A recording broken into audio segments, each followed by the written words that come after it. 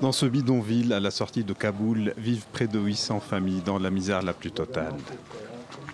Avec l'effondrement économique que connaît l'Afghanistan, beaucoup d'entre elles se trouvent obligées de faire des choix douloureux pour survivre.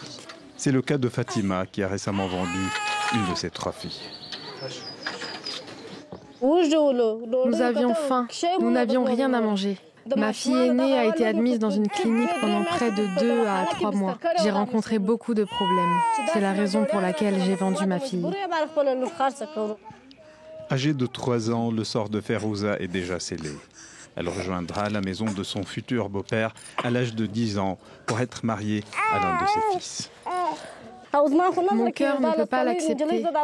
Comment puis-je envoyer cette jeune fille de 10 ans dans une autre maison ? Vendant Ferouza, les parents de la fillette ont perçu 150 000 Afghani, l'équivalent de 1 600 €. Ça a été la décision la plus difficile de ma vie. Je l'ai fait parce que ma femme, mes 2 enfants et moi, on était tous malades. Personne n'était prêt à me donner de l'argent. Je préfère les voir vivantes plutôt que mortes. Je n'avais pas d'autre choix que de vendre ma fille. Le sort semble s'acharner sur ce père de famille qui a récemment perdu son travail de vendeur à la sauvette. Il affirme que la police des talibans a détruit son stand irrégulier. Il lui est désormais impossible de subvenir aux besoins de sa famille, à l'image de nombreux hommes dans son quartier. Les gens qui vivent ici étaient autrefois des travailleurs journaliers. Mais maintenant, même ces emplois n'existent plus.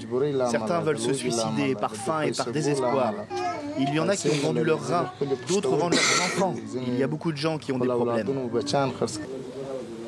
À quelques pas d'ici, une autre famille s'apprête à se séparer d'une de ses filles en la mariant de force à un membre d'une famille aisée.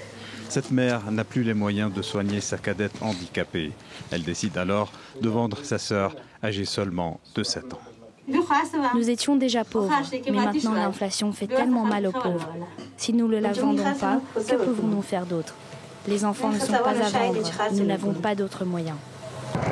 Le mariage forcé a de tout temps existé en Afghanistan. Selon un rapport de l'UNICEF publié en 2018, plus de 40% des femmes afghanes ont été mariées avant d'avoir atteint leur majorité. Cependant, cette tendance s'est accentuée encore plus depuis l'année dernière, depuis la prise du pouvoir par les talibans et l'effondrement dramatique de l'économie dans le pays.